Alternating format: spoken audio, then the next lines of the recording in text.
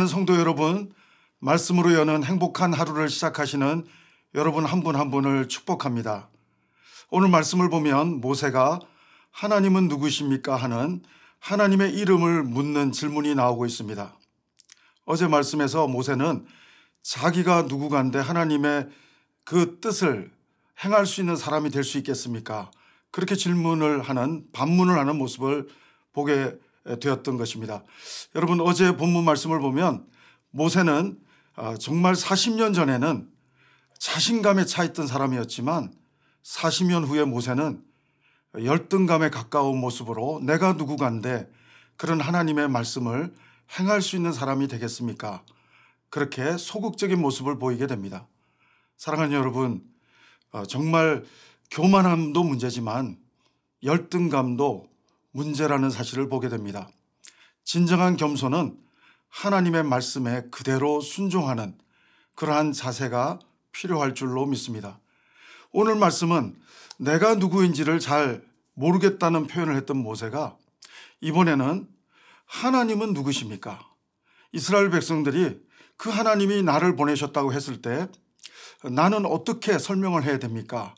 그렇게 하나님께 묻는 장면으로 본문이 시작되고 있습니다. 제가 한번 말씀을 13절 읽어드립니다.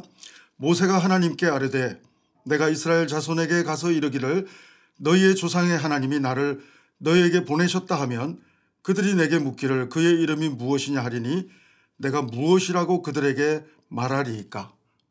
하나님의 대답은 14절 말씀입니다. 하나님이 모세에게 이르시되 나는 스스로 있는 자이니라. 또 이르시되 너는 이스라엘 자손에게 이같이 이르기를 스스로 있는 자가 나를 너희에게 보내셨다 하라.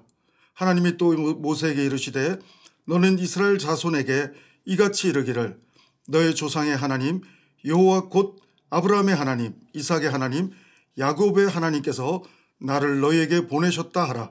이는 나의 영원한 이름이요 대대로 기억할 나의 칭호니라.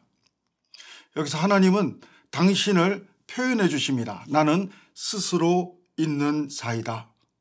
여기 스스로 있다라고 하는 있다라는 그 히브리어는 1인칭 미완료형입니다. 과거에도 있었고 현재에도 있고 미래에도 계속 존재하는 그런 하나님이라고 하는 사실을 알려주고 있는 것입니다.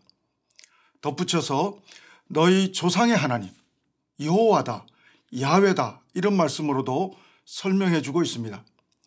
여러분, 우리는 이름에서 존재의 본질을 우리는 또 통찰할 수가 있습니다. 하나님은 야곱에게도 이스라엘이라고 하는 이름, 그 존재의 본질을 변화시켜 주고자 하시는 하나님의 의도를 보여주셨습니다.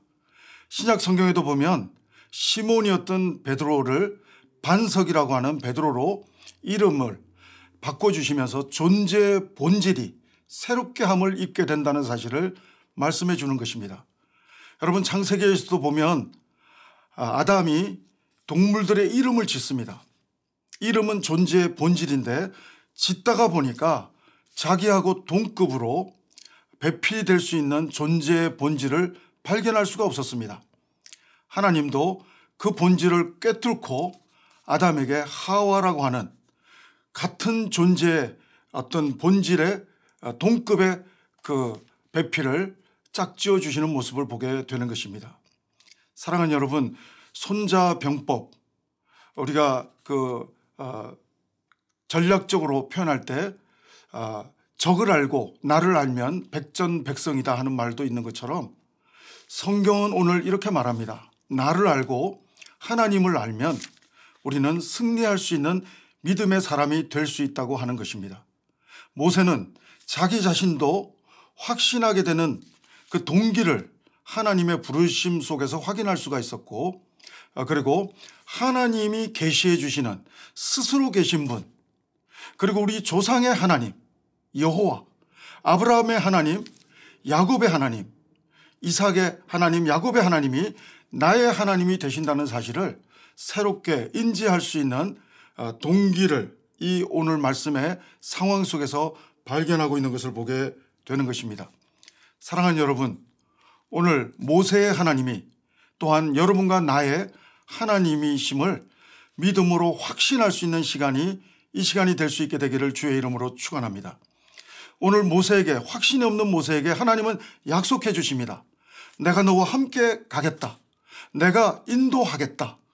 하나님은 확신에 찬 비전을 선포해 주십니다. 사랑하는 성도 여러분, 오늘 이 하나님의 약속을 믿고 순종하며 나갈 때 하나님이 이끌어 가시는 놀라운 하나님을 새롭게 모세가 경험할 수 있었던 것처럼 우리도 삶의 순간순간 속에서 하나님, 인도하시는 하나님을 경험하게 될 줄로 믿습니다. 여러분, 오늘 이 말씀 이후의 내용을 보면 하나님은 구원의 계획도 구체적으로 설명해 주고 계신 것을 보게 됩니다. 단순히 장밋빛 희망만 설명하는 것이 아니라 어려움도 있을 것이다. 내가 스스로 있는 자이고 전능자이고 내가 너를 반드시 인도할 뿐 아니라 너희 공동체를, 민족을 인도해 나가겠지만 어려움이 있을 것이다. 그러나 반드시 너희들을 인도하겠다. 하나님은 확신에 찬 말씀으로 하시면서 동시에 구체적인 상황에 대한 설명도 해주고 있습니다. 19절 말씀 읽어드립니다. 내가 아노니 강한 손으로 치기 전에는 애굽 왕인 너희가 가도록 허락하지 아니하다가 내가 내 손을 들어 애굽 중에 여러 가지 이적으로 그 나라를 친 후에야 그가 너희를 보내리라. 하나님은 완악한 애굽의 바로의 마음을 설명해 주고 있는 것을 보게 됩니다.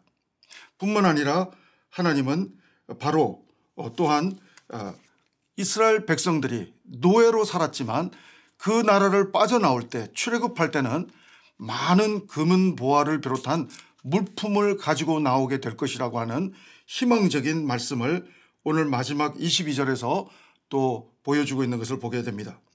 사랑하는 여러분 하루하루 순간순간 하나님을 경험하기를 원하십니까? 함께 하시는 하나님을 모세처럼 바라볼 수 있는 오늘 하루가 될 수 있기를 바랍니다.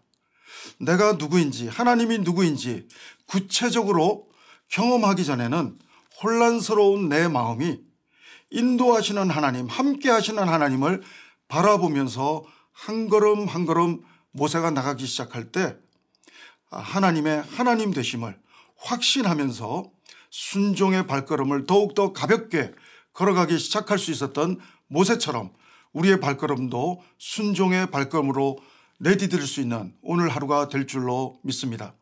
다시 한번 말씀드립니다.